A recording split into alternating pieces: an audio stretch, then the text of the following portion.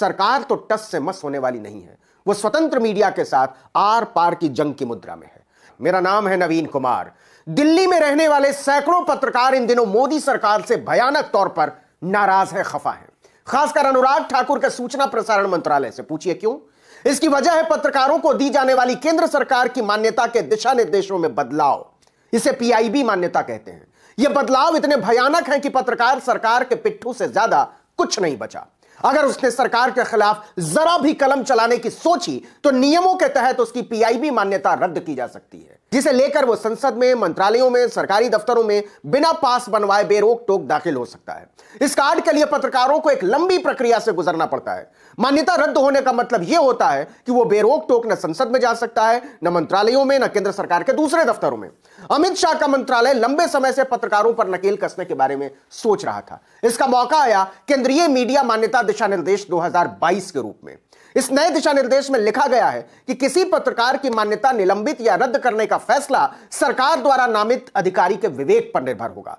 निर्देशों के खंड 1 में उल्लेख है कि यदि कोई पत्रकार कोई ऐसा काम करता है या करती है जो भारत की संप्रभुता या अखंडता, राज्य की सुरक्षा, विदेशी राष्ट्रों से मैत्रीपूर्ण संबंध या सार्वजनिक व्यवस्था के लिए नुकसानदेह हो या अदालत की अवमानना हो, मानहानि या अपराध के लिए भड़काता हो, तो इन आधारों पर उनकी मान्यता निलंबित या रद्द की जा सकती है। और पत्रकारों ने कैसे देश की संप्रभुता या अखंडता को नुकसान पहुंचाया है, यह तय करेगा सूचना मंत्रालय का क्लर्क। वही तय करेगा कि भारत की संप्रभुता या अखंडता के लिए क्या अपमानजनक या नुकसानदेह है। जैसे अगर किसी पत्रकार ने लिख दिया कि न्यूयॉर्क टाइम्स या वॉशिंगटन पोस्ट या अमेरिका के अखबारों में हिजाब को लेकर छिड़े विवाद पर मोदी सरकार की जबरदस्त आलोचना हो रही है, तो इस बात पर उस पत्रकार की मान्यता रद्द की जा सकती है, क्योंकि सरकार का पिट्ठू क्लर्क कहेगा कि विदेशी राष्ट्रों के साथ भारत के मैत्रीपूर्ण संबंध प्रभावित होते हैं। बता दें कि ऐसे प्रावधान 2013 में जारी दिशा निर्देशों में नहीं थे। उसे लगता है कि मान्यता प्राप्त पत्रकार सरकार के पिट्ठू होने चाहिए, वैसे ही जैसे कोई सरकारी क्लर्क या कोई पुलिस का दारोगा होता है। इसलिए नए नियमों के तहत सबसे पहले उन पत्रकारों को संसद और केंद्रीय दफ्तरों में एंट्री से रोका जाएगा जो सरकार की आलोचना करते हैं, उसके खिलाफ लिखते हैं, चाहे वह अखबार हो, टीवी हो, वेबसाइट हो, फेसबुक, यूट्यूब या ट्विटर हो। मतलब अगर आप सरकार के भोंपू की तरह काम नहीं करेंगे तो आपकी सुविधाएं छीन ली जाएंगी, आपको सूचना हासिल करने से रोका जाएगा और आपको तंग किया जाएगा।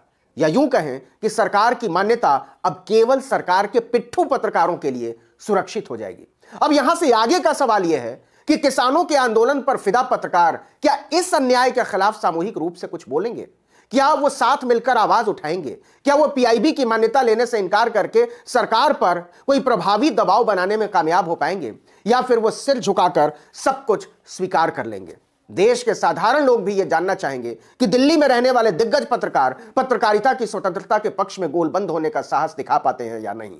सरकार तो टस से मस होने वाली नहीं है, वो स्वतंत्र मीडिया के साथ आर पार की जंग की मुद्रा में है। इस वीडियो में इतना ही। नमस्कार।